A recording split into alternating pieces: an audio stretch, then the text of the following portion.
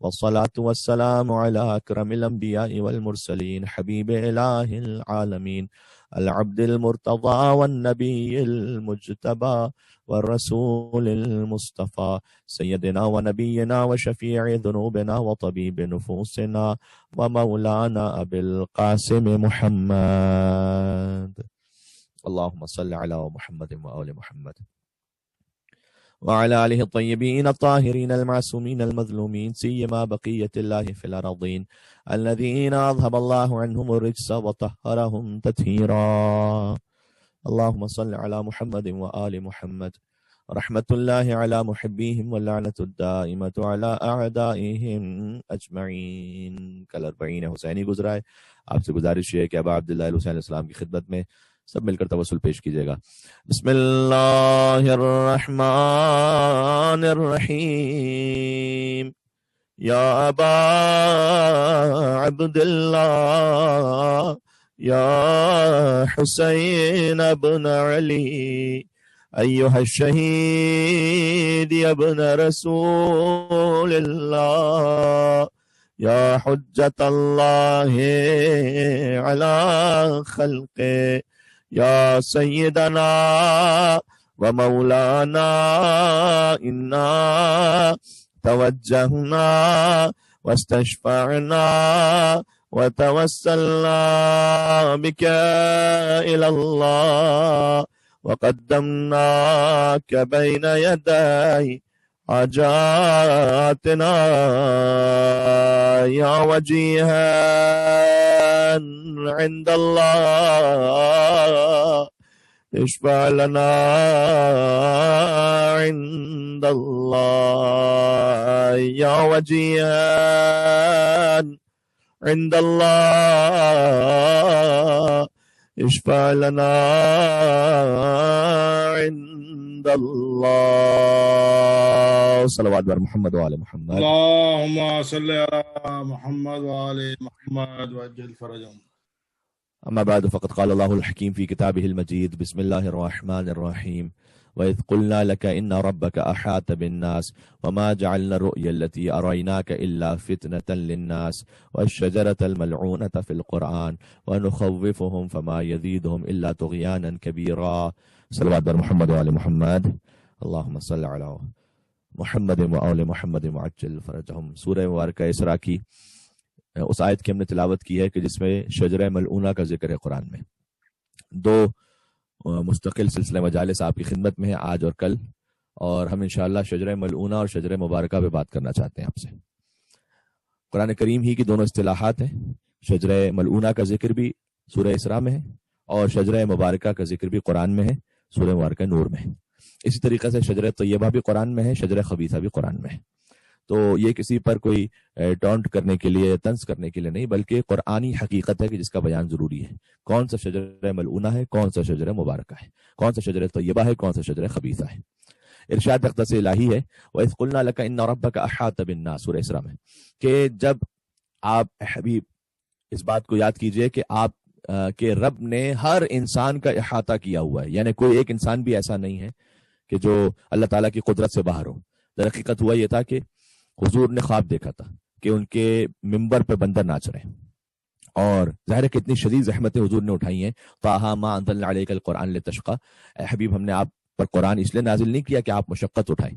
تو حضور بہت شدید مشقت اٹھاتے تھے، بہت صبح سے لے کر شب تک مستقل تبلیغ میں مصروف رہتے تھے. اب کوئی پتھر پھینکتا تھا، کوئی کانٹے بچھاتا تھا، کوئی گستاخی کرتا تھا، کوئی آواز کستا تھا، اور حضور شدید مشقت کے بعد چاہتے یہ تھے کس طریقے سے کہ ان تک ہدایت پہنچے. ورنہ آپ جانتے الہی عہدوں میں تو یہ بات ہے نہیں کہ کوئی حضور کو جتنے زیادہ ماننے والے بن جائیں گے تو اتنا ان کا مقام بڑھ جائے. نہیں، کوئی بھی ماننے والا نہ ہو تب بھی محمد مصطفیٰ ہے صلی اللہ علیہ وسلم. علی کو کوئی بھی نہ ماننے والا ہو تب بھی علی خلیفہ بلا فصل ہیں اور علی ولی اللہ ہے. لہذا الہی عہدوں میں تو یہ بات ہوتی نہیں کہ جتنے ووٹ ملیں گے اتنے زیادہ آپ کی پاپولیرٹی بڑھے گی. تو یہاں معاملہ حضور کے اپنے معاملات کے لیے نہیں تھا، یہ تھا امت کی اصلاح کے لیے کہ دیکھو تمہاری نجات اس میں ہے کہ تم اللہ سبحانہ وتعالیٰ کو واحد مانو، مجھے اس کا نبی مانو اور علی کو ولی مانو. تو حضور بہت مشقت اور زحمت اٹھاتے تھے. فرمایا قرآن میں کہ قم اللیل الا قلیلا، پھر راتوں کو عبادت بھی اتنی زیادہ کرتے تھے کہ مستقل پوری رات جاگ کر عبادت کرتے تھے. اور بعض روایات میں ہے کہ چونکہ بہرحال نماز شب ہم پر مستحب تاکیدی اور حضور پر واجب تھی، تو حضور نماز شب بھی اس خاص انداز سے پڑھتے تھے کہ مثلا وہ 2 رکعت نماز شب کو پڑھتے تھے، پھر آرام فرماتے تھے، پھر اٹھتے تھے، پھر 2 رکعت پڑھتے تھے، پھر آرام فرماتے تھے. یعنی اس نماز میں بھی وہ اتنی سختی کے ساتھ اسے بجا لاتے تھے کہ بار بار اپنی نیند کو قربان کرنا محبت پروردگار کی خاطر، بار بار نیند کو قربان کرنا. ہم سے تو فقط فجر کی 2 رکعت کے لیے اپنی نیند قربان نہیں ہو پاتی. سرکار ختمی مرتبت ایک رات میں کئی مرتبہ سوتے تھے پھر اٹھتے تھے تاکہ پھر اٹھ کر دوبارہ اللہ سبحانہ وتعالیٰ کی بارگاہ میں پہنچے، اپنی نیند کو بار بار قربان کر کے اللہ عز و جل کے لیے گویا ایک طریقے بندگی کا اظہار تھا، یہ کمال بندگی کا اظہار تھا. تو حضور راتوں میں اتنی مشقت سے عبادت کرتے تھے، دن میں اتنی مشقت سے تبلیغ فرماتے تھے. طٰہٰ مَا أَنزَلْنَا عَلَيْكَ الْقُرْآنَ لِتَشْقَىٰ، ایک یہ سند موجود ہے کہ ہم نے آپ کو قرآن اس لیے نازل نہیں کیا کہ آپ اتنا زیادہ اپنے آپ کو مشقت میں ڈالتے ہیں. جو پروردگار تمام انسانوں سے کہتا ہے کہ امر بالمعروف کرو، نہی عن المنکر کرو، وہ اپنے حبیب سے کہتا ہے کہ آپ بہت زیادہ اپنے آپ کو مشقت میں ڈالتے ہیں، تھوڑا سا آرام کر لیا کیجیے. اور راتوں کے لیے بھی کہا قم اللیل الا قلیلا، آپ عبادت کیجیے مگر تھوڑی سی کم کر دیں، اتنی زیادہ عبادت آپ نہ تھوڑی سی کم کر دیں. سبحان اللہ، یعنی کتنی شان کی بات ہے سرکار ختمی مرتبت کے لیے کہ عظیم الشان یعنی ایک طرح سے اللہ سبحانہ وتعالیٰ نے اعلان فرمایا ہے ان کی منزلت کا کہ آپ بہت زیادہ عبادت کرتے ہیں، تھوڑی سی کم کیجیے. ورنہ اللہ عز و جل نے باقی مخلوقات کے لیے، ہم سب انسانوں کے لیے کہا ہے کہ وما خلقت الجن والانس الا لیعبدون، دیکھو تم عبادت کرتے نہیں، تم بندگی کرتے نہیں، ہم نے تمہیں خلق اس لیے کیا کہ تم اللہ کی یاد میں رہو. اس بندگی کا مطلب بھی 24/7 ہے. فقط مصلی پر آ کر 5 منٹ کی نماز اللہ کی بندگی نہیں ہے. جو ہم آفس میں کام کرتے ہیں وہ بھی اللہ کی بندگی ہے، اگر کوئی بزنس کرتا ہے وہ بھی اللہ کی بندگی میں شامل ہے. آپ کے خوشی اور غم کے پروگرامز بھی اللہ کی بندگی میں شامل ہیں، آپ کے فیملی آؤٹنگز بھی اللہ کی بندگی میں شامل ہیں، آپ کا صلہ رحم کرنا، شوہر کا زوجہ سے تعلق، زوجہ کا شوہر سے تعلق، ماں باپ کا بچوں سے تعلق، بچوں کا ماں باپ سے تعلق، یہ سب کے سب اللہ کی بندگی میں شامل ہے. تو ہم 24/7 اللہ کے بندے. ہمارا تعلق وہ کرسچینٹی سے نہیں ہے کہ کرسچینٹی میں اگر کوئی ریلیجس ہے بھی تو وہ only Sunday he will remember God, اور وہ آئے گا اور آ کے چرچ میں آ کر کچھ عبادات کرنے کے بعد I respect every one, but حقیقت یہ ہے کہ باقی سارا ہفتہ وہ کچھ کرتا رہے، اس کا تعلق حضرت عیسیٰ سے نہیں جڑے گا، اس کا تعلق چرچ وغیرہ سے نہیں ہوگا، خدا سے نہیں ہوگا. وہ سنڈے کو آ جائے اگر وہ ہے بھی ریلیجس تب جا کی بات ہے، ورنہ تو پھر یہ کہ پورا سال گزر جاتا ہے، فقط کرسمس پر آتے ہیں، اور وہ بھی کرسمس ایک معاشرتی رسم بن گیا، نہ کہ ایک مذہبی عبادت کے طور پر. تو اس نے آ کر سنڈے کو کہا گڈ مارننگ گاڈ، میں ایک ہفتے بعد آ گیا اور کچھ ریچولز انجام دیے، اور جب واپس جانے لگا تو goodbye God, see you next week. ہمارا معاملہ ایسا نہیں ہے، ہم 24/7 اللہ کے بندے. ہم کھا پی رہے ہیں تب بھی اللہ کے بندے، کسی سے بات کر رہے ہیں اللہ کے بندے، ہمارے تعلقات میں ہم اللہ کے بندے. میں نے عرض کیا ہمارے گھر میں کوئی خوشی کی تقریب ہے، کوئی برتھ ڈے پارٹی ہے، کوئی شادی ہے، تب بھی اللہ کی بندگی میں ہے. اگر کوئی غم ہے تب بھی اللہ کی بندگی میں ہے. کوئی ایک بھی حصہ ہماری زندگی کا لمحہ بھی ایسا نہیں جو اللہ کی بندگی سے باہر ہے.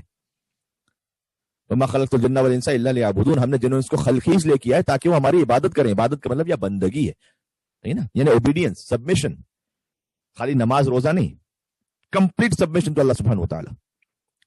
تو اللہ ہم سے یہ کہہ رہا ہے. آپ سوچئے گا رسول اللہ صلی اللہ علیہ وسلم عبادت کے کس مقام اور معراج پر ہوں گے کہ اللہ نے کہا کہ آپ عبادت بہت زیادہ کرتے ہیں، آپ تھوڑی سی کم کیجئے. اللہ اکبر. یا تو سرکار ختمی مرتبت کو حکم خدا سے رات میں کچھ آرام کرتے ہوئے دیکھا ہے، یا مولا علی کو حکم نبی سے شب ہجرت بستر رسالت پر سوتے ہوئے دیکھا ہے. رسول اللہ سوئے اللہ کے حکم سے کہ آپ بہت عبادت کرتے ہیں، تھوڑا سا آرام فرمائیے. مولا علی علیہ السلام سوئے رسول اللہ کے حکم سے. اے علی کیا آپ میرے بستر پر سو سکتے ہیں؟ کہ یا رسول اللہ میرے سونے سے آپ کی جان بچ جائے گی. بس ایک سوال پوچھا. سبحان اللہ. اور علی کا سونا اتنا کھرا تھا. یہ مولانا اظہر حسن زیدی صاحب کا بڑا یہ لطیف جملہ، ہم کہتے ہیں نا اردو میں، پتہ نہیں آپ کیا کس طرح استعمال ہوتا ہے یا نہیں ہوتا، کہ ہم کہتے ہیں بھائی سونا کھرا ہے، یعنی گولڈ پیور ہے. تو انہوں نے اس سونے کو تشبیہ دی اس سلیپنگ سے، سونے سے، کہ مولانا اظہر حسن زیدی صاحب کہتے تھے کہ اللہ عز و جل نے کہا کہ اے علی آپ کا یہ جو سونا ہے شب ہجرت، یہ اتنا کھرا ہے کہ میں اسے خریدنے کو تیار ہوں. اور اللہ نے خریدا بھی ایسے کہ اے علی آپ کیا دینا چاہیں گے اس کے بعد، آپ یعنی ہم سے کیا چاہیں گے؟ ہم آپ سے سونا خرید رہے ہیں آپ کا، آپ کیا چاہیں گے؟ اور مولا کائنات نے کو جواب دیا کہ اے پروردگار جو تیری مرضی، میں تو تیرا عبد ہوں، تو میرا رب ہے، جو تیری مرضی تو مجھے عطا کر دے. بس چونکہ مولا کائنات نے فرمایا کہ جو تیری مرضی، اللہ نے علی کو سونے کے عوض اپنی ساری مرضیاں عطا فرما دی، اور علی کا ایک رات کا سونا مرضی پروردگار بن گیا. سبحان اللہ. یہ بچہ بھی عجیب بچہ ہے کہ بچپنے میں چہرہ رسالت پر ایک نگاہ ڈالتا ہے تو علم رسالت کا سودا کر لیتا ہے، اور جوانی میں بستر رسالت پر ایک نیز ہو جاتا ہے تو مرضی پروردگار کا سودا کر لیتا ہے. ایک مل کے صلوات بھیج دیجیے گا آپ جہاں کی تشریف فرمائے. اللہم صلی علی محمد محمد وعلی محمد وعجل جزاک اللہ. تو حضور اتنی زیادہ زحمت اور محنت کرتے تھے، تب بھی اگر آپ نے ایک چھوڑ دیجئے مذہبی معاملے کو، آپ نے اگر کسی آفس کو اسٹیبلش کرنے کے لیے بہت زیاددہ محنت کی ہو اور بعد میں آپ کو پتا چلے کہ یہ سب تباہ و برباد ہو جانے والا ہے، ایک بزنس کو آپ نے بڑی محنت سے بنایا ہو، ایک گھر کو آپ نے بڑی محنت سے بنایا ہو، تو بڑا دل میں افسوس ہوتا ہے کہ میں نے اتنی زیادہ محنت کی تھی، بعد میں جا کر یہ اشر ہونے والا ہے. بہت سے والدین کہتے ہیں کہ مول صاحب ہم نے اپنی اولاد کے لیے اتنی زیادہ تربیت کی، اتنی زیادہ محنت کی، تب جا کر بھی ہماری اولاد ویسے نہیں بن پائی جیسے ہم چاہتے ہیں. تو انہیں بڑا افسوس ہوتا ہے، انہیں دل میں چبھن ہوتی ہے. ایک اولاد کے لیے انسان اگرچہ کہ اپنے گناہگار خاکی اور خاتی ہیں، تب بھی جا کر ہم اتنی زیادہ اس کی تکلیف محسوس کرتے ہیں. تو سوچے گا رسول اللہ کو کتنی تکلیف محسوس ہوئی ہوگی کہ جب انہوں نے اتنی زحمتوں کے بعد اور اتنی تبلیغ کے بعد آخر میں کہ میرے ممبر پر بندر ناچ رہے ہوں گے. اللہ اکبر، اللہ اکبر. ایک مل کے صلوات دیجیے گا. اللہم صلی علی محمد وعلی محمد. ابھی ٹیکنالوجی اتنی آگے نہیں بڑھی کہ سائملٹینیس ایک ہی پلیٹ فارم پہ دو مجلسیں ہوتی رہیں، تو ایک ہی مجلس ہو سکتی ہے ایک موقع پر. تو یہ عرض کرنے لگا ہوں کہ حضور کو بڑی زحمت ہوئی اور انہیں بڑا شاق گزرا یہ کہ میرے ممبر پر بندر ناچیں گے. اس وقت اللہ عز و جل نے یہ آیت نازل کی تھی شجرہ ملعونہ کے بارے میں، وَإِذْ قُلْنَا لَكَ إِنَّ رَبَّكَ أَحَاطَ بِالنَّاسِ، کہ اے رسول آپ فکر نہ کیجیے، آپ نے ضرور یہ دیکھا ہے کہ آپ کے ممبر پر بندر ناچ رہے ہیں، لیکن اللہ تمام انسانوں کا احاطہ رکھتا ہے، یعنی سارے انسان اس کی گرفت میں. یہ تو اللہ کا ایک نظام ہے کہ اس نے یہاں پر اختیار دیا انسان کو. اِنَّا هَدَيْنَاهُ السَّبِيلَ إِمَّا شَاكِرًا وَإِمَّا كَفُورًا. انسان کو ہم نے سبیل کی ہدایت کر دی، اب شکر کرنے والا بنے، کفر کرنے والا بنے. یہی تو انسان کی خلقت کی خوبصورتی ہے. لَلشَّمْسُ يَنبَغِي لَهَا أَن تُدْرِكَ الْقَمَرَ وَلَا اللَّيْلُ سَابِقُ النَّهَارِ وَكُلٌّ فِي فَلَكٍ يَسْبَحُونَ.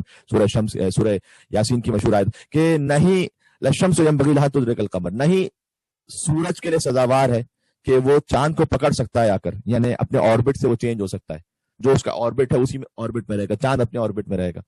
وَلَا اللَّيْلُ سَابِقُ النَّهَارِ، نہ کبھی ایسا ہوتا ہے کہ رات دن سے پہلے آ جائے، دن آئے گا پھر رات آئے گی اور یہ سرکل جاری رہے گا. ایسا نہیں ہو سکتا کہ رات دن کی جگہ لے لے، دن رات کی جگہ لے لے.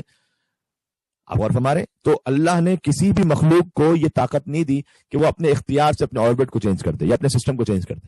یہ فقط اللہ نے یا انسانوں کو اختیار عطا کیا یا جنوں کو عطا کیا، دونوں کو اختیار عطا کیا ہے کہ اپنے اختیار سے اللہ کے بندے بنو. روبوٹ نہیں ہو تم، ہم روبوٹ نہیں ہیں، اللہ تعالیٰ ہمیں روبوٹ بنانا بھی نہیں چاہتا. دیکھیں اللہ تعالیٰ نے فرشتوں کو محض عقل عطا کی تھی، وہ اللہ کی عبادت کے لیے اور اطاعت کے لیے کافی ہیں. درد دل کے واسطے پیدا کیا انسان کو قول شاعر، ورنہ طاعت کے لیے کم نہ تھے کروبیاں، کہ جو کروبین کو خلق کیا اللہ نے، ملائکہ کو خلق کیا جو سب اطاعت کر رہے ہیں اللہ کی. تو اللہ عز و جل نے ہمیں درد دل کے واسطے پیدا کیا کہ انسانوں کے لیے درد رکھو، اپنے اختیار کے ساتھ میری بندگی کرو. فرشتوں کی اطاعت کا معاملہ یہ ہے کہ وہ اطاعت کرتے ہیں، جو سجدے میں ہے وہ سجدے میں ہے، جو رکوع میں ہے وہ رکوع میں، جو قیام میں ہے وہ قیام میں. بات واضح ہو رہی؟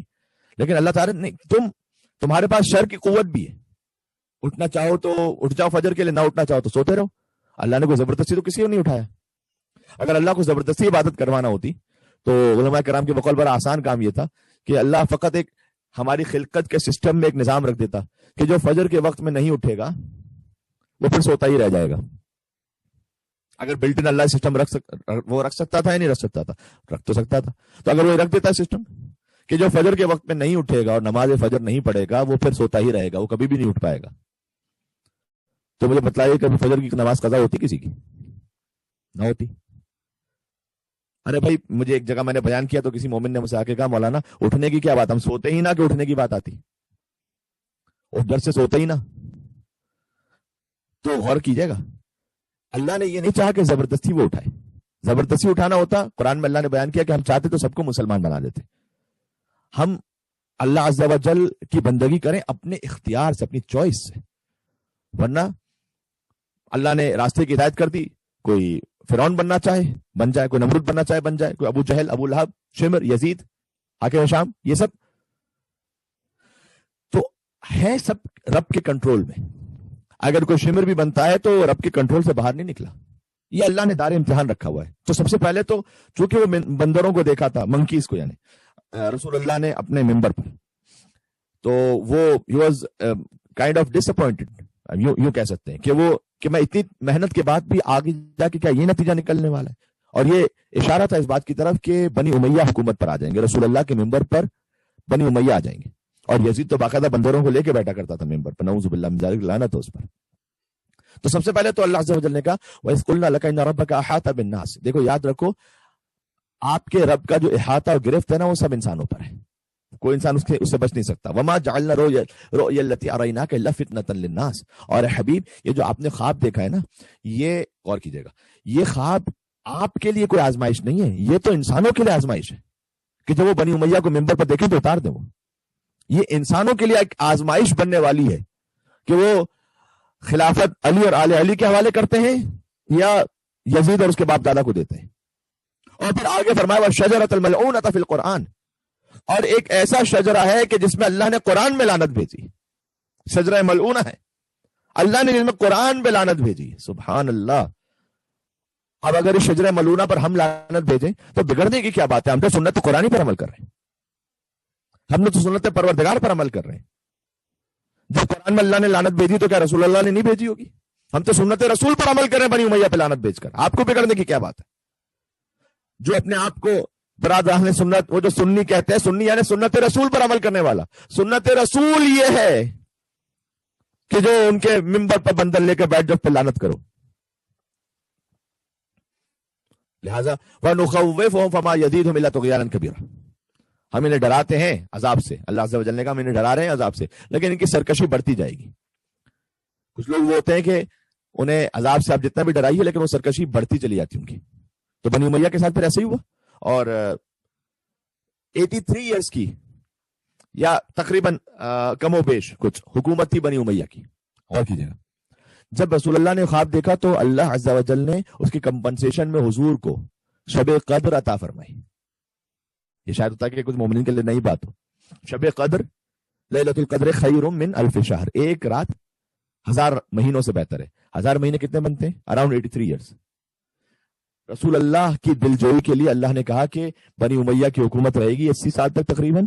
تو آپ فکر نہ کیجیے، ہم اس کے کمپنسیشن میں آپ کی امت کو ہر سال، وہ تو حکومت 80 سالوں کی ختم ہو جائے گی، لیکن ہم آپ کی امت کو ہر سال ایک رات ایسی عطا کریں گے کہ جو ایک رات 83 ایئر سے بہتر ہے. اگر اس میں وہ عبادت کر لیں گے تو گویا یہ شب قدر اس فاسق حکومت کا کمپنسیشن تھا جو اللہ سے وجل عطا فرمایا.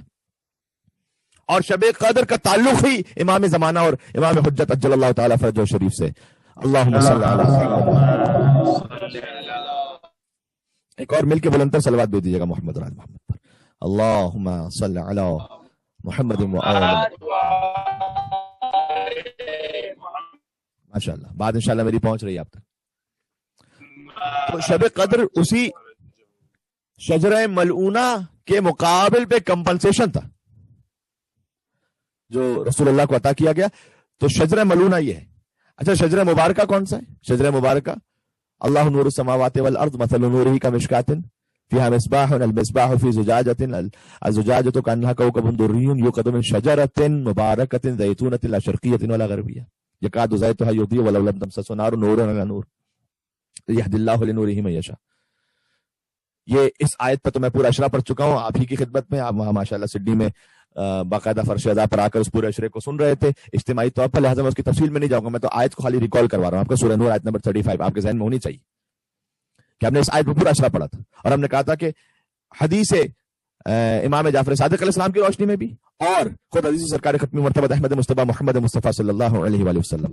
اللہم صلی علی محمد محمد. خود آپ جانتے ہیں اس بات کو کہ فرمایا گیا کہ وہ جو طاق ہے المشکات نا مثل نور ہی کا مشکاتن، یہ جو مشکات ہے طاق یعنی چراغ رکھنے کی جگہ، وہ پلیس جو دیوار میں چراغ رکھنے کی جگہ ہوتی ہے، اس طاق سے مراد فاطمہ سلام اللہ علیہ. بی بی کو چراغ نہیں کا، چراغ رکھنے کی جگہ کا، اس لیے کہ وہاں پر چراغ امامت رکھا جاتا ہے. سبحان اللہ. یہ حدیث قصہ کا وہی ترجمہ ہے کہ فاطمہ تو ابوہا و بعلہا و بنوہا، کہ تعارف پنجتن اس طرح سے کہ یہ فاطمہ ہے اور یہ فاطمہ کے بابا ہے اور یہ فاطمہ کے شوہر ہے اور یہ فاطمہ کے بچے ہیں. سلام اللہ علیہم اجمعین. اللہم صلی علی محمد وعلی محمد. بات واضح ہو رہی. اور پھر فرمایا کہ وہ جو طاق ہے وہ سید کونین ہے، اس پہ جو چراغ المصباح حسن مصباح یعنی جو چراغ ہے وہ امام حسن مصطفیٰ علیہ السلام ہے، اور وہ چراغ بھی ایک قندیل میں ہے، ایک فانوس میں، سینڈیلیئر جسے کہہ سکتے ہیں، وہ امام حسین ابن علی ہے۔ سبحان اللہ۔ دیکھیں جو چراغ ہوتا ہے نا، اس کی روشنی جو پھیلتی ہے اسی فانوس کے ذریعے پھیلتی ہے، یعنی یہ کہ اللہ عز و جل نے کہا کہ نور امام حسن علیہ السلام ہی کا ہے، لیکن چونکہ ذکر امام حسن سے بھی زیادہ ذکر حسین ہونے والا تھا، لہذا ذکر حسن کی روشنی بھی فرش حسین کے ذریعے پہنچے گی۔ پنجزن پاک میں جو سب سے زیادہ ذکر ہوتا ہے وہ اب عبداللہ حسین علیہ السلام کا ہوتا ہے، جبکہ ویسے سرکار ختمی مرتبہ افضل کائنات ہے، مولا کائنات افضل الائمہ ہے، سید کونین کا مقام بھی تمام ائمہ سے بلند ہے بجز امیر المومنین علی بن ابی طالب علیہ السلام، کیونکہ بی بی خود اولین شہیدہ راہ ولایت ہیں، بی بی مولا علی کی ولایت پہ خود شہید ہوئی ہیں، تو لہذا مولا علی کے علاوہ باقی تمام ائمہ سے سید کونین کا مقام یقیناً بلند ہے بے شک، پھر امام حسن علیہ السلام اور پھر امام حسین علیہ السلام۔ تو پنجتن پاک میں امام حسین علیہ السلام سے تمام ہی ہستیاں افضل ہیں۔ اب میں افضل کہوں کیا کہوں، کلنا نور واحد، فرمایا تھا کہ ہم سبھی ایک نور سے ہیں، لیکن بہرحال جو خود حضور اور ائمہ علیہ السلام نے احادیث میں بیان کیا وہ تو اسی طریقے سے نا، سرکار ختمی مرتبہ پھر مولا کائنات، پھر سید کون، پھر مولا حسن علیہ السلام، پھر امام حسین علیہ السلام، لیکن ان تمام میں سے کسی کا اتنا ذکر نہیں ہوتا جتنا حسین ابن علی کا ہوتا ہے۔ حسین وہ قندیل ہے کہ جن سے چراغ پنجتن سارے عالم میں روشن و منور ہوگا، یہ شجر مبارکہ۔ تو سورہ نور میں شجر مبارکہ کا ذکر کیا، سورہ بنی اسرائیل میں شجر ملعونہ کا ذکر کیا، اور اگر کوئی شجر ملعونہ کو نہ بھی پہچانتا ہوں، میں کہتا ہوں فقط شجر مبارکہ کو پہچان لیجیے، آپ کوئی بات نہیں، آپ فقط شجر مبارکہ کو پہچان لیجیے، میں حضور کے شجرے سے بڑھ کر تو کوئی شجرہ نہیں ہو سکتا نا، تو شجر مبارکہ ہے سرکار ختمی مرتبہ اور ان کا خاندان، یہ ہے شجر مبارکہ۔ اب مبارکہ کے مقابلے میں جو شجرہ آ جائے وہ شجر ملعونہ ہوگا، یہ سادہ سا اصول ہے۔ دیکھتے جائیے گا تاریخ میں کون علی کے مقابلے میں آیا، کون مولا حسن کے مقابلے میں آیا، کون مولا حسین کے مقابلے میں آیا، وہ ہر ایک ہو سکتا ہے، وہ محترم نہیں ہو سکتا، اس لیے کہ وہ شجر مبارکہ کے مقابلے میں آ جائے، جو شجر مبارکہ کے مقابلے میں آ جائے وہ شجر ملعونہ ہوتا ہے۔ اتنی سی بات ہے، آسان ہے، بڑا تاریخ کو ساتھ سمجھ لینا، انشاءاللہ بات واضح ہو گئی۔ اور اسی شجر مبارکہ کی، سبحان اللہ، میں بہت زیادہ طول کلام نہیں، مجالس کی کثرت بھی بہت زیادہ ہے، اور میں چاہتا ہوں کہ حد تک بات گفتگو سمیٹ لوں کہ حسین ابن علی کے فرزند علی ابن الحسین زین العابدین سید الساجدین علیہ الصلوۃ والسلام وہ تشریف لاتے ہیں، مولا کے نام پر ایک مل کے صلوات بھیجیے گا محمد علی محمد پر، اللہم صلی علی محمد صلی علی محمد وعلی محمد وعجل فرجہم۔ وہ تشریف لاتے ہیں خانہ کعبہ کے پاس، مجمع چھتا چلا گیا، اور مولا تشریف لے گئے حجر اسود پر، اور حجر اسود کا جا کے بوسہ دیتے ہیں۔ ہشام بن عبد الملک بنی امیہ کا بادشاہ، وہ یہ سوچ رہا ہے کہ یہ کون ہے کہ میں بادشاہ وقت ہوں لیکن لوگ مجھے جگہ نہیں دیتے حجر اسود پہ جانے کے لیے، یہ کون ہے کہ ایک جوان اکیلا آیا، نہ کوئی پروٹوکول ہے، نہ کوئی سپاہی ہے، نہ کوئی ہٹو بچوں کی آوازیں ہیں، اور خود بخود مجمع چھٹتا چلا جا رہا ہے، اور شجر مبارکہ کی یہ کون سی فرد ہے؟ اور اس نے یہ کہا کہ یہ کون ہے، جبکہ اکثر علماء نے تاریخ میں لکھا ہے کہ اصل میں وہ پہچان گیا تھا کہ حسین کے بیٹے علی ابن حسین ہے، لیکن طنز کرتے ہوئے، ٹون کرتے ہوئے کہا، کیونکہ سارا مجمع دیکھ رہا تھا، اس کے اطراف کے لوگ دیکھ رہے تھے، اسے اپنے اندر ایک خجالت ہو رہی تھی، he was embarrassed کہ میں جب جانا چاہتا تھا میرے مجمع نہیں چھٹا، اور یہ جا رہا ہے تو مجمع چھٹ رہا ہے، تو اس نے ویسے کہا یہ کون ہے، جیسے ہم کہتے ہیں نا تحقیر کے لیے، نعوذ باللہ، اور فرزدق اس وقت ساتھ میں ہوتے تھے، اور انہوں نے اگرچہ کہ اس وقت بادشاہ کے ساتھ ہوتے تھے، لیکن وہ عظیم الشان قصیدہ میمیہ کا، قصیدہ میمیہ اس لیے سے کہا جاتا ہے کہ اس کے ہر شعر کا اختتام حرف میم پر ہے، میم، ٹھیک ہے، ایکسٹمپور فی البدی، کیونکہ پہلے سے طے تو نہیں تھا کہ بادشاہ یہ کہے گا تو پھر یہ صورتحال بنے گی، فرزدق نے ایکسٹمپور کا، ھذا الذی تعرف البطھ وتأتہ والبیت یعرفہ والحل والحرم، سبحان اللہ۔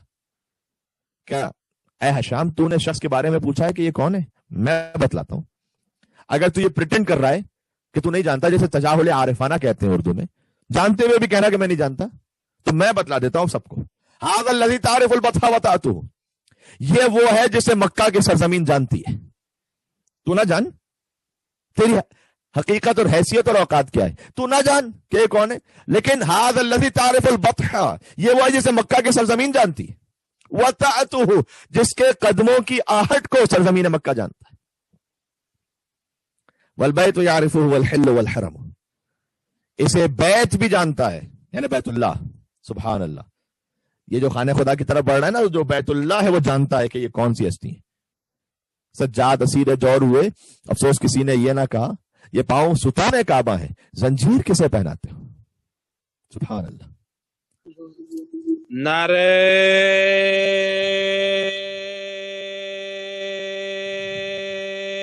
حیدری. جزاک اللہ. آپ کے نعرہ حیدری بھیجنے سے مجھے بڑی تسلی ہوئی کہ میری بات پہنچ رہی ہے، اور انشاءاللہ ویسے بھی کہہ رہے ہوں گے نعرہ حیدری مجھ تک آواز، وہ چونکہ ظاہر ہے کہ آپ کا جو سسٹم اس کے مطابق اب پہنچی ہے. ایک اور دفعہ کہتے ہیں چلیں وہ پرانے نعرہ حیدری بہت سے آنے چاہیے تھے، ان کی قضا ایک اور دفعہ کرا لیں.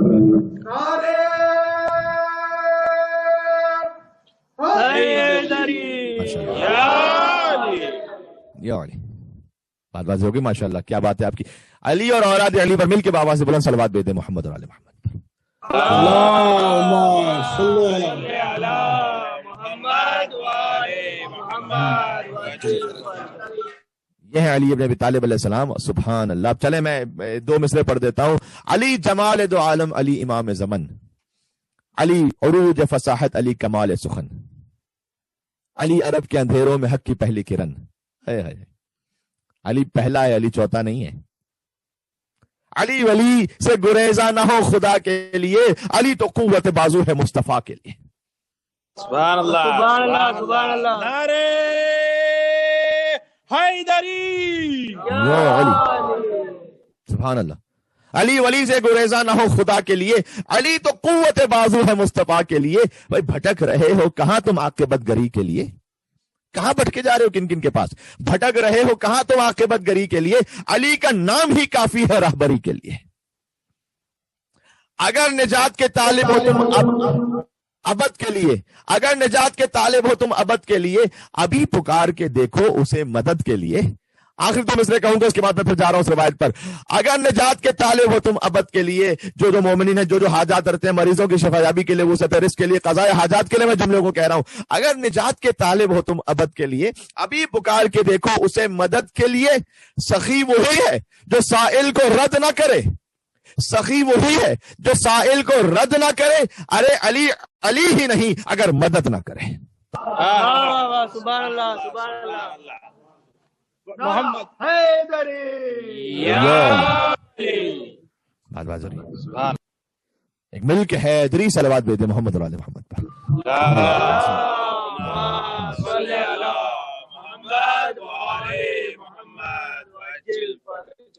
عزیزوں، آج ہی ابھی یہ دوران تقریر ہی یہ مزاج ایک مائنڈ بن گیا کہ کل کی جو گفتگو آپ کے ساتھ وہ انشاءاللہ میں مفاخرہ سناؤں گا آپ کو. یعنی مولا علی علیہ السلام اور مولا حسین علیہ السلام کا آپس میں مکالمہ. وہ مکالمہ کے فضیلت میں کون افضل تھا؟ اللہ اکبر. اب جہاں ایک طرف مولا علی مرتضیٰ ہوں اور ایک طرف حسین سید الشہداء ہوں، تو آپس میں تعارف کیسے کروایا ہوگا دونوں نے؟ اور درمیان میں سرکار ختم مرتبت موجود تھے. یہ کتاب الفضائل میں آج سے کئی صدیوں پرانی کتاب ہے، وہاں سے پڑھوں گا انشاءاللہ آپ کی خدمت میں. آپ روحانی طور پر لطف بھی محسوس کریں گے اس کا، اور اس میں سبق بھی ہے بہت کچھ سیکھنے کے لیے. انہی علی کے یہ تیسرے فرزند حسن اور حسین کے بعد علی زین العابدین، جن کا خود کا نام علی ہے. جیسے یہ کہنا درست ہے کہ اولنا محمد، اوسطنا محمد، آخرنا محمد و کلنا محمد، ویسے یہ کہنا بھی وجہ ہے کہ اولنا علی، اوسطنا علی، آخرنا علی و کلنا علی. سب کے سب علی ہیں. جب وہ تشریف لا رہے ہیں خانہ خدا کے پاس، یہ کہتا ہے کہ حشام کی یہ کون ہے؟ مجھے تو سمجھ میں نہیں آیا کہ میں جانتا نہیں اسے کون ہے یہ. اور پھر فرزدق نے کہا اللہ تعریف البتہ وتعتو، تو نہیں جانتا لیکن اس کے قدموں کی آہٹ کو مکہ جانتا ہے. والبیت یعرف والحل والحرم، اسے بیت اللہ جانتا ہے. حل حل کہتے ہیں حرم سے باہر کا حصہ، حرم کہتے ہیں حرم سے اندر کا حصہ. اسے حرم سے باہر، حرم کے اندر ایک ایک چپا چپا جانتا ہے اس کے قدموں کو. ھذا ابن خیر عباد اللہ کلہم، ھذا التقی النقی الطاہر العلم، اذا رأته قریش قال قائلها الى مکارم ھذا ينتهي الكرم. سبحان اللہ. یکاد یمسکہ عرفان راحته رکن الحتیم اذا ما جاء یستلم، ھذا ابن فاطمہ ان كنت جاہلا بجدہ انبیاء اللہ قد ختم. کبھی اور بھی سناؤں گا آگے، بس آج اتنا کافی ہے. سبحان اللہ. فرزدق نے کہا کہ، اور مولا نے بعد میں انعام بھجوایا فرزدق کو، یہ مولا کے ذاکر کی خدمت کرنا حسب توفیق و استطاعت، اور بہت اچھا خاصا انعام تھا جو مولا نے بھجوایا. اور فرزدق نے کہا کہ مولا میں نے اس خاطر نہیں پڑھا تھا کہ میں آپ سے کچھ انعام یا کچھ رقم لے سکوں. مولا نے کہا نا ہم جانتے ہیں کہ تم نے خلوص کے ساتھ پڑھا تھا، لیکن یہ ہماری جانب سے، اسے قبول کرو. تو سنت مولا سید سجاد علیہ السلام بن گئی کہ آپ یا کوئی بھی جہاں کے دنیا میں مومنین سن رہے ہیں، ذاکر کا کام ہے خلوص سے پڑھنا، اور سامع کا کام ہے کہ جتنا اس میں استطاعت ہے مولا کے نام سے خدمت کرنا. یہ مولا سید سجاد علیہ السلام کا حکم ہے اور مولا علی ابن موسیٰ رضی علیہ السلام کا حکم ہے. تو مولا نے باقاعدہ انعام بھجوایا. سبحان اللہ، کیا شان ہے فرزدق کی. آگے کہتے ہیں حاذا ابن خیر عباد اللہ کلہم. اگر اے ہشام ابن عبد الملک تم نہیں جانتا نا اس ہستی کو، تو میں تجھے بتاتا ہوں کہ یہ بندگان خدا میں بہترین کا بیٹا ہے. اس سے زیادہ افضل، اس کے جد سے زیادہ افضل کو بندگان خدا میں ہے نہیں. حاذا تقی النقی طاہر العلم. یہ تقی بھی ہے، نقی بھی ہے، طاہر پاک کو پاکیزہ، یطہرکم تطہیرا کا وارث بھی ہے. العلم یہ پرچم ہے، اسلام کا پرچم، اسلام کا علم ان کا خاندان ہے. اذا رات ہو قریش قال قائلها.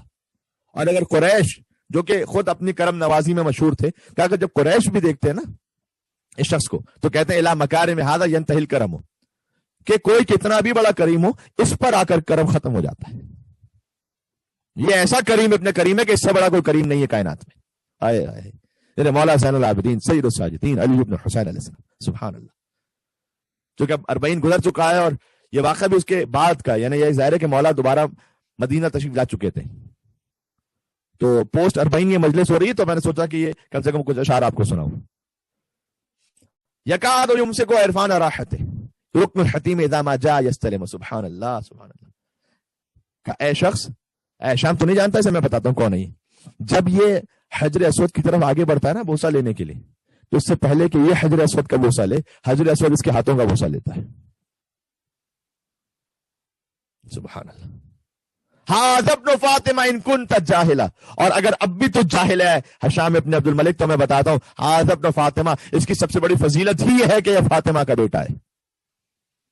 بجد انبیاء اللہ قد ختموا. اور انہی کے جد ہیں کہ جن پر اللہ نے نبوتوں کو ختم کر دیا. سبحان اللہ.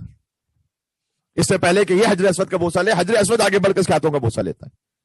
یہ وہی جملہ ہے کہ جو ابو الفضل عباس علیہ السلام نے کعبے کی چھت پر خطبہ دیتے ہوئے ارشاد فرمایا تھا کہ اے مکہ والوں، اگر تم نہیں جانتے کہ حسین کون ہے تو میں بتلاتا ہوں. الحمدللہ الذی شرف ھذا بقدوم ابیہ من کان بالامس بیتا اصبح قبلۃ. ابو الفضل عباس علی کا شعر کعبے کی چھت پر بلند ہو کر خطبہ ارشاد فرما رہا تھا. تعجب ہوتا ہے نا ویسے کوئی کعبے کی چھت پر بلند ہو جائے، سوچنے میں عجیب بات لگتی ہے، لیکن یہ اہل بیت نے سمجھایا ہے کہ دیکھو جو تمہارا قبلہ ہے وہ ہمارا منبر ہے، وہ ہمارا ممبر ہے. ہم اور آپ اگر کہیں گفتگو کرتے ہیں، ہمارا ممبر یہ وہ بھی ممبر رسول کیونکہ اس سے ایک منسوب ہے، تو لہٰذا اس کا بھی احترام ہوتا ہے، ممبر کو جا کے چومتے ہیں. اس وقت میں جس کرسی بیٹھا ہوں ابھی عام کرسی نہیں رہی، اب یہ جو کہ اس پہ ذکر اہل بیت اطہار یہاں سے ہو رہا ہے، لہٰذا ایک ممبر کا درجہ مل گیا، اسے شبیہ ہے ممبر. لیکن اہل بیت کا ممبر خانہ کعبہ ہے. سبحان اللہ. اہل بیت کا ممبر عرش ہے جہاں وہ خطبہ ارشاد فرماتے ہیں. اس وقت غازی ابو الفضل عباس علیہ السلام نے ارشاد فرمایا تھا کہ حمد اس پروردگار کی جس نے کعبے کو شرف بخشا ہے. علی کا شرف تو یہ بات میں، کعبے کا شرف پہلے ہے کہ حسین کے بابا کے قدم کعبے میں آئے. من کان بالامس بیتا اصبح قبلۃ. کل تک جو فقط ایک گھر تھا وہ علی کی آمد کے صدقے میں کعبے میں تبدیل ہو گیا. سبحان اللہ. اور پھر کہا وہ جو فرزدق نے جملے کہے، فرزدق نے گویا ابو الفضل عباس علیہ السلام نے تو اصلی جملے کہے کہ اے مکہ والوں، اگر حسین کی شان سمجھنا چاہتے ہو تو یاد رکھو کہ یہ اللہ سبحانہ و تعالیٰ کی جو خاص مشیتیں ہیں کہ جس میں اللہ نے امتحان لیا ہے بندوں کا، وہ تقاضے ہیں، لہذا یہ سسٹم اس طرح سے جاری ہے. ورنہ حسین آگے بڑھے کعبے کے پاس تو اس سے قبل کہ حسین آگے بڑھے کعبہ اپنی جگہ چھوڑ دے گا اور کعبہ آگے بڑھ کر حسین کا استقبال کرے گا. فرزدق نے کہا کہ علی ابن الحسین حجر اسود کو چومے، اس سے پہلے حجر اسود ان کے ہاتھوں کا بوسہ لے گا. ابو الفضل عباس علیہ السلام نے کہا کہ کعبہ جگہ ہی چھوڑ دے گا حسین کے لیے، کعبہ آگے چل کر حسین کا استقبال کرے گا بلا شک بلا شک.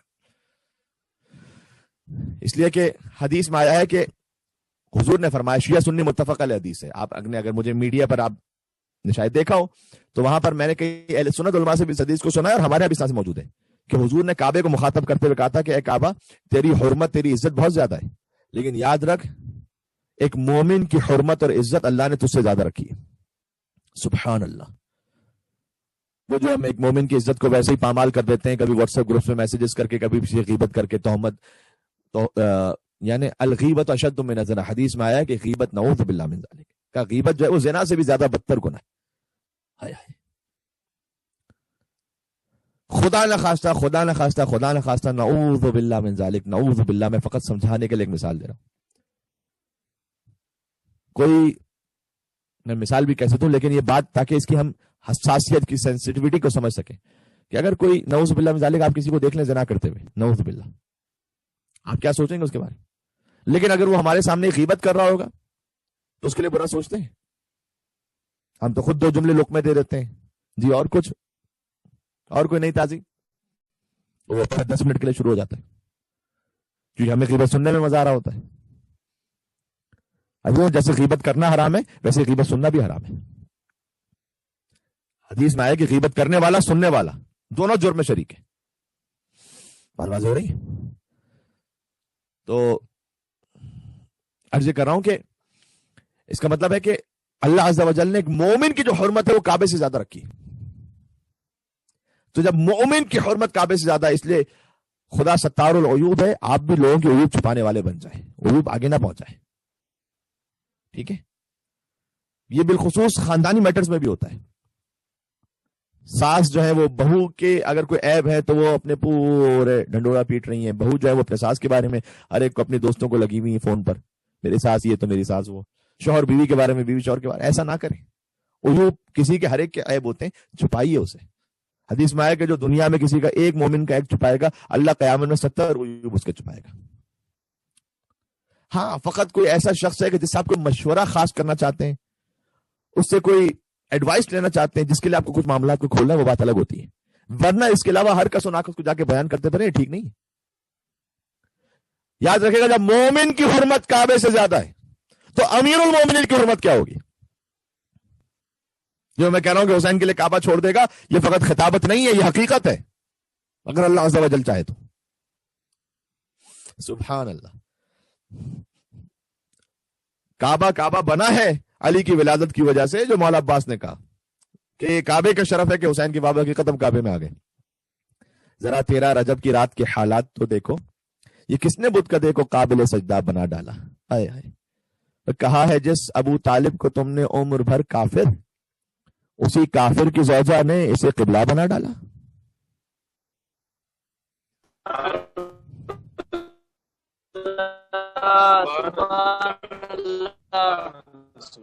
نعرہ حیدری یا علی برحمت جناب سیدہ برادر سلوات اللہم صلی علی محمد. آدواز ہو گئی. تو علی ہے شجرہ مبارکہ کے امیر. اللہم صلی علی محمد وآل محمد. علی قطب عالم امکان ہے، علی مولا المومنین ہے، علی یعصوب الدین ہے، علی نبی عظیم ہے، علی مبید الشرک والمشرکین ہے، علی قاتل الناکثین والقاسطین والمارقین ہے، علی ابو الیتامى والمساکین ہے، باب حکمت رب العالمین ہے، عمود الدین ہے، اول العابدین ہے، علی شبیہ ہارون ہے، علی نفس الرسول ہے، علی زوج بطول ہے، علی سیف اللہ المسلول ہے، علی امیر البررہ ہے، قاتل الفجرہ ہے، قسیم الجنت والنار ہے، صاحب اللواء ہے، سید العرب ہے، کشاف القرب ہے، صدیق اکبر ہے، علی ابو السبتین ہے، علی ذو القرنین ہے، علی ہادی ہے، علی داعی ہے، علی شاہد و مشہود ہے، علی غرۃ المہاجرین ہے، علی صفوت الہاشمیین ہے، علی کرار غیر فرار ہے، علی برادر جعفر طیار ہے. علی حازم الاحزاب ہے، قاسم الاسلاب ہے، معز الاولیاء ہے، مذل الاعداء ہے. سبحان اللہ. جس کی وجہ سے اولیاء کو عزت ملتی ہے، جس کی وجہ سے اعداء دین ذلیل ہو جاتے ہیں. علی اخطب الخطباء ہے، قدوۃ اہل الکساء ہے، امام الائمہ والاتقیاء ہے، قائد اہل البطحہ ہے، ابو سید الشہداء ہے، مبیت البدعہ ہے، محیی السنہ ہے، موضع العجب ہے، سردار عرب ہے، وارث علم الرسالہ ہے، لیث الغابہ ہے، حسن الحسین ہے، خلیفۃ الامین ہے، زرقام ہے، ابو الایتام ہے، وسیع ہے، ولی ہے، ہاشمی ہے، مکی ہے، مدنی ہے، ابتحی ہے، طالبی ہے، عروۃ الوثقی ہے، غیث الورا ہے، مصباح الدجا ہے، ابن ام المصطفیٰ ہے، ولی اللہ ہے، سر اللہ ہے، عین اللہ و ید اللہ ہے، خازن علم اللہ ہے، اور حب علی رحمت اللہ ہے، اور بغض علی لعنت اللہ ہے۔ بس یہ بات میں نے ختم کر دی۔ انشاءاللہ آپ ایک نعرہ حیدری مجھ تک بھی پہنچا دیجیے گا، آپ نے لگایا تو ضرور ہوگا، مجھ تک بھی پہنچا دیں۔ اللہم صلی علی محمد۔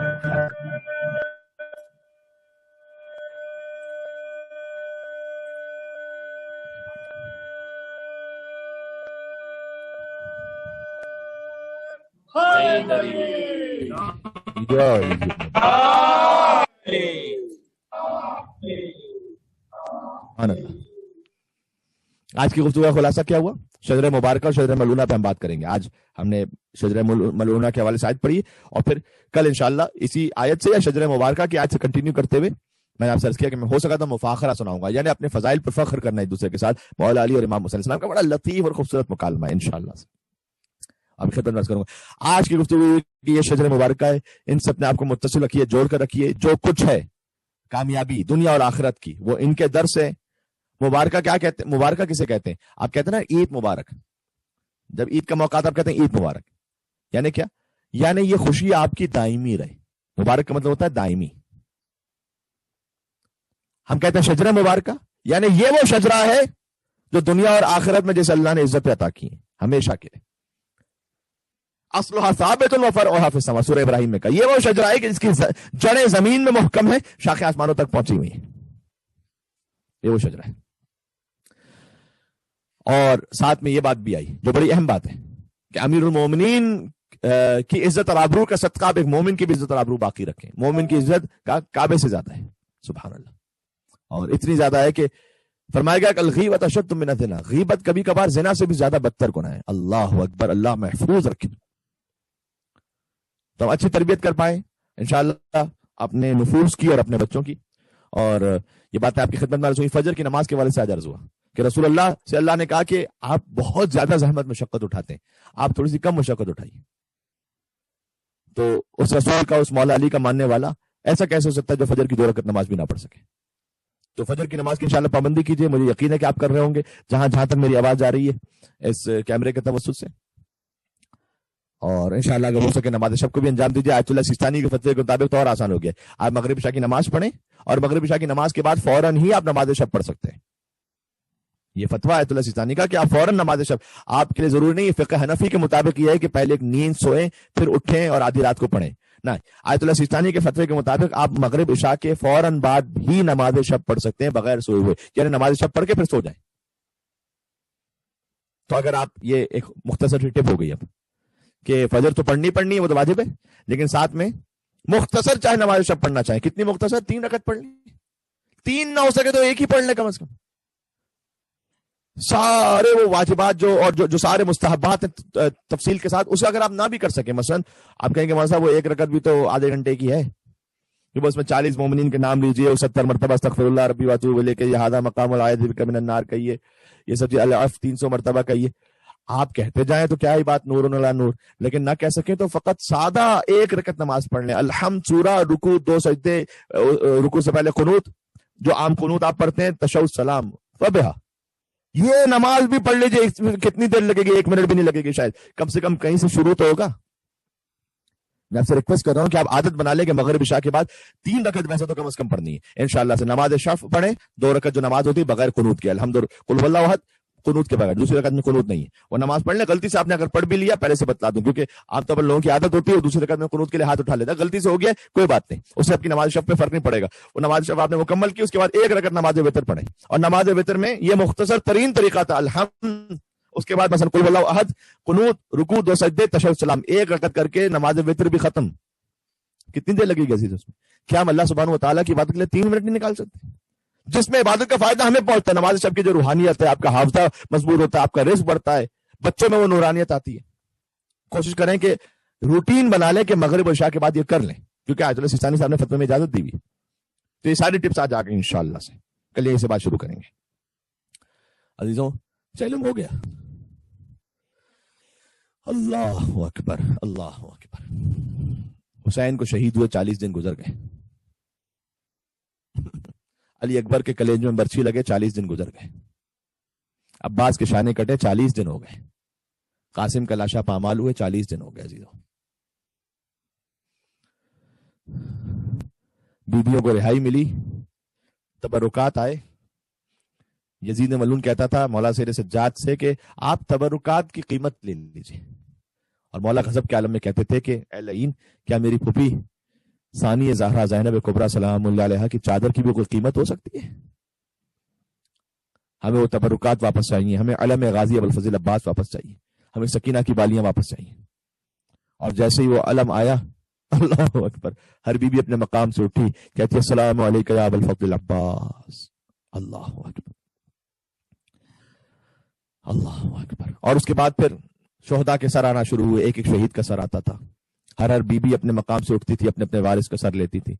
فروا اٹھی، شہزادہ قاسم کا سر گود میں لیا، ماتم کرتی رہی۔ عباس کا سر آیا، عباس کی خواہر بیوی کلثوم سلام اللہ علیہا اٹھی، عباس کا سر گود میں لیا، روتی جاتی تھی، یہاں تک کہ سب سے چھوٹا سا سر آیا۔ عزیزوں اولاد والے ہو آپ بھی، خدا آپ کی اولادوں کو سلامت رکھے، کوئی غم عطا نہ فرمائے سوا غم امام حسین کے، خدا آپ کی حاجات کو پورا فرمائے۔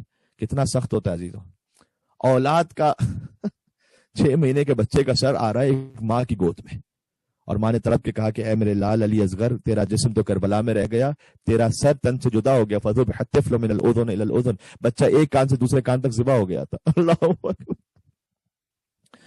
کتنا عرصہ ہو گیا ماں نے تیرے چہرے کو نہیں دیکھا۔ اللہ جانے 6 ماہ کے سر کو کیسے صاف کیا ہوگا ماں نے، اپنے ہاتھوں سے اسے پیار کیا ہوگا، بالوں کو ٹھیک کیا ہوگا۔ اور پھر ایک منزل وہ آئی کہ ایک ایسا سر آیا کہ ہر بیوی اپنے مقام سے کھڑی ہو گئی، کہتی تھی السلام علیکم یا ابا عبداللہ۔ حسین کا سر آ گیا، بی بی زینب آگے بڑھی، سر کو گود میں لیا، ماتم کرنے لگی، اور اللہ جانے کیا کیا بین نہ کیے ہوں گے۔ دیکھو عزیزوں بہت سخت ہے، شہزادی زینب سلام اللہ علیہا خواہر حسین، حسین نے اور بی بی زینب سلام اللہ علیہا میں سمجھ لیجئے کہ بس 2 برس کا فرق ہے نا، 2 برس کا، یعنی حسین کی شہادت ہے 57 برس میں، تو بی بی زینب سلام اللہ علیہا اس وقت 55 برس کی تھی، 55 ایئرس۔ تو 55 برس میں وہ پہلا موقع تھا کہ جب بھائی اور بہن جدا ہوئے تھے، ورنہ کبھی بھی یہ بھائی اور بہن جدا نہیں ہوئے تھے عزیزوں، یہ پہلا موقع تھا کہ جب بھائی اور بہن جدا ہوئے تھے، اور بیوی کے لیے کتنا سخت اور شاق ہوگا۔ تو اس کے بعد جب حسین کا کٹا سر بیوی کی گود میں آیا، حسین نے اس سر کو، بی بی زینب سلام اللہ علیہا نے اس سر کو گود میں لیا، اور بیوی پیار کرنے لگی اور کہتی جاتی تھی کیا میں عرض کروں، بہنوں نے باری باری لیا گود میں وہ سر، زینب نے ہونٹ رکھ دیے بھائی کے ہونٹ پر، دریا بہا کے اشکوں کے بولی وہ نوحہ گر، بھیا پھری ہے آپ کی امشیر در بدر، جس روز سے جدا ہوئی میں دم سے آپ کے، نیزوں سے پوچھتے زخمی ہے دل غم سے آپ کے۔ 2 سر ایسے تھے کہ جن پر کوئی رونے والا نہیں تھا، شام کی عورتیں کہتی تھی لگتا ہے ان کی ماں مر گئی ہے۔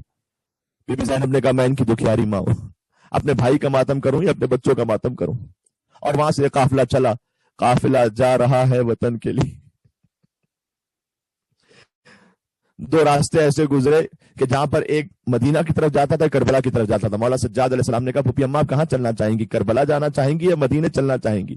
کہا بیٹا سجاد، بہن نے بھائی کی قبر نہیں دیکھی، اس کے بغیر بہن مدینہ نہیں جا سکے گی، مجھے بھائی کی قبر پر لے کر چلو۔ جب چھٹ کے قید شام سے سجاد گھر چلے، رستے میں کربلا نے صدا دی کدھر چلے، دشتے بلا میں چھوڑ کے لاشیں پیدر چلے، عابد نہ چاہتے تھے کہ جائیں مگر چلے، پہ ہم دعا دی طاقت ضبط وغا نہیں، صغرا ضرور پوچھے گی بابا کہاں نہیں۔ سجاد علیہ السلام کربلا پہنچے، جابر بن عبداللہ انصاری پہلے سے پہنچے ہوئے تھے، حسین کی صدا آئی، قبر حسین سے صدا آئی کہ اے جابر، آپ نے مجھے سلام پیش کر دیا لیکن اب آپ دور ہو جائیے، اس لیے کہ میری بہن آ رہی ہے، میری زیارت پر. اللہ اکبر. اے مولا آپ جابر ابن عبداللہ انصاری جیسے پاکیزہ ترین صحابی سے بھی جنہوں نے بی بی فاطمہ سے کلام کیا ان کے لیے بھی کہتے تھے کہ آپ دور ہو جائیے میری خار آ رہی ہے. اللہ جانے نو کے نیزہ پر حسین کے سر نے کیسے دیکھا کہ زینب اور ام کلثوم کوفہ اور شام کے بازاروں میں پھر آئی جائے, بے مقنا و چادر تماشائیوں کا ہجوم ہو اور منادی ندا دے رہا ہو یہ فاطمہ کی بیٹیاں ہیں, ان کے کھلے سر کو دیکھو, کوئی آنکھ پھینک رہا ہو, کوئی لکڑیاں پھینک رہا ہو, کوئی مٹی پھینک رہا ہو, کوئی گرم پانی پھینک رہا ہو. عباس کا سر تو برداشت بھی نہ کر سکا, نو کے نیزہ سے زمین ہے. عزیزوں کچھ سن لینا, نو کے نیزہ سے زمین پر گر جاتا تھا عباس کا سر. کسی نے میرے مولا شیر سجاد علیہ السلام سے پوچھا تھا کہ اے مولا آپ کے چچا کا سر زمین پر کیوں گر جاتا تھا؟ مولا نے کہا تھا کہ جس نے کبھی اپنی بہنوں کو گھر میں بھی بے چادر نہ دیکھا, وہ کوفہ کے بازاروں میں شام کے درباروں میں اپنی بہن کا کھلا سر کیسے دیکھتا. جب یہ سر بار بار نو کے نیزہ سے گر جاتا تھا نا تو شمر نے خولی سے کہا تھا کہ ہمیں دیر ہو رہی ہے, ہمیں جلدی پہنچنا, یہ سر بار بار گرتا ہے, ایسا کر اسے اپنے گھوڑے کی گردن میں باندھ لے. اللہ اکبر. عباس کا سر گھوڑے کی گردن سے بندھا ہوا تھا. خولی کا گھوڑا جب دوڑتا تھا جیسے گردن جھکاتا تھا, عباس کا سر کبھی کوفہ کی زمین سے ٹکرایا, کبھی شام کی زمین سے ٹکرایا, عباس کا سر لہو لہو ہو گیا. بی بی زینب پہنچی اور جب قبر امام حسین پر پہنچی تو یقیناً بین کیے اور جا کر کہا کہ بھیا بہن آ تو گئی ہے لیکن تیری امانت شام کے زندان میں چھوڑ کر آئی ہے. مولانا مرزا اطہر صاحب کہا کرتے تھے کہ بی بی زینب نے قبر حسین پر یقیناً بین کیے ہوں گے لیکن وہ امام تھے نا, تو بہرحال کوئی جو بزرگ ہوتا ہے اس سے بہت کھل کر آپ دل کی بات کبھی نہیں کہہ پاتے. دل کی بات کہتے ہیں جو آپ کے برابر کا ہوتا ہے. زینب نے حسین کی قبر پر نوحہ ضرور پڑھا ہوگا لیکن اصل درد دل سنایا ہوگا جب وہ عباس کی لہد پہ پہنچی ہوں گی. کیا ہوگا, عباس تو چلا گیا. زینب پتھر کھاتی رہی, عباس سکینہ تماچے کھاتی رہی. عباس یہ مجمع عام نہ ہو تو شانوں سے ردا کو ہٹا کر بتائیں, تازیانوں کے نشان, ہاتھوں پہ رسیوں کے نشان.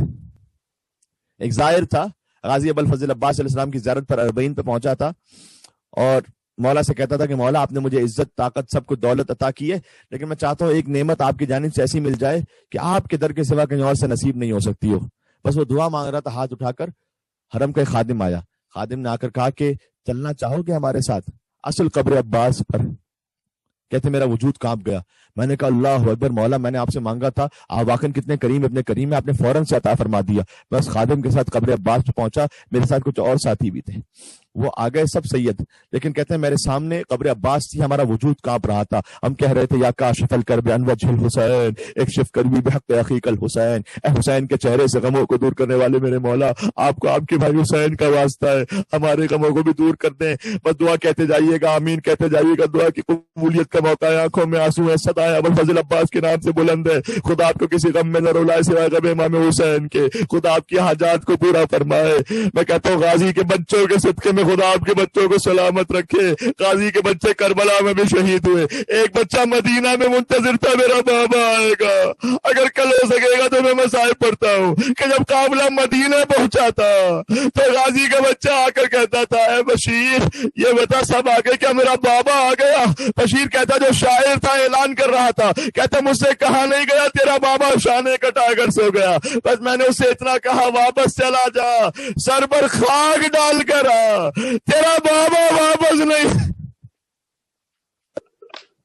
اللہ اکبر. آخری جملہ کہتا ہوں, کہتے ہیں ہم قبر عباس پر تھے, وہاں پر ایک خادم آیا, اس نے آ کے کہا کہ دیکھو یہ شیشی ہے نا, اس میں سے پانی بھر لو. قبر عباس پہ پانی بہ رہا ہے نا آج تک, فرات کا پانی عباس سے شرمندہ ہے. کہا یہ پانی بھر لو, مریضوں کو پلانا, مریض شفا یاب ہو جائیں گے. تو ایک سید تھا ہمارے ساتھ, اس نے مشق نکالی اور اس نے پوری مشق بھر لی اپنے ساتھ. کہتا میں بہت سارا پانی بھر لیتا ہوں, میں لے جاؤں گا. اور پھر جب باہر آ گئے ہم نے کہا کہ دیکھو ماشاءاللہ اتنا پانی تم لے آئے ہو, وہاں مومنین کو تقسیم کرنا اپنے شہروں میں. اس نے کہا نہ, میں اربعین پر یہاں آیا ہوں. دیکھو اربعین پر ہر بی بی شام سے پہنچی تھی نا قبر عباس پر, بی بی زینب آ گئی, بی بی ام کلثوم آ گئی, فاطمہ کبریٰ واپس آئی, مولا سید سجاد واپس آئے. لیکن سکینہ نہیں آ سکی. تو چچا چچا کہتی تھی وہ نہیں آ سکی، وہ نہیں آ سکی نا. تو اب اس نے قبر عباس کا پانی لیا. جانتے ہو اپنے شہر نہیں گیا، وہ جانتے ہو کہاں پہنچا؟ وہ اس قبر عباس کے پانی کو لے کر شام میں پہنچا، چھوٹی بی بی کے مزار پر. قبر عباس کا پانی قبر سکینہ پر بہاتا جاتا تھا اور کہتا جاتا تھا اے میری شہزادی، تو نے اپنے چچا سے پانی مانگا تھا، میں قبر عباس کا پانی لے کر تیرے پاس آیا ہوں. بی بی تو تماچے کھاتی رہی، تو دیازیانے کھاتی رہی، تجھے پانی نہ مل سکا، تو 40 پر کربلا نہ پہنچ سکی. میں کربلا سے قبر عباس کا پانی لے کر اے بی بی آپ کی خدمت میں آیا ہوں. سکینہ کی زری پر پانی بہاتا.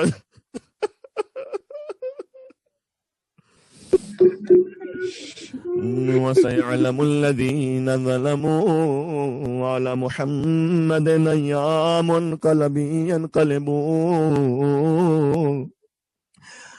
يَا كَاشِفَ الْكَرْبِ عَنْ وَجْهِ الْحُسَيْنِ اکشف کربی بحق اخیک الحسین. اے حسین کے چہرے سے غموں کو دور کرنے والے میرے مولا، آپ کو آپ کے بھائی حسین کا واسطہ ہے، میرے غموں کو بھی دور کر دیں. جو 133 مرتبہ یہ تسبیح پڑھنے کی تاکید ہے، 133 ٹائم، کیونکہ مولا عباس کے نام کا ابجد 133 ہے. 2 مرتبہ اور میرے ساتھ ہم 3 مرتبہ کل مل کے پڑھ لیں.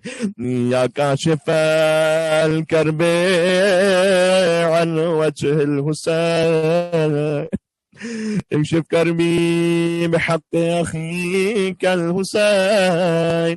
یا کاشف الکرب عن وجہ الحسین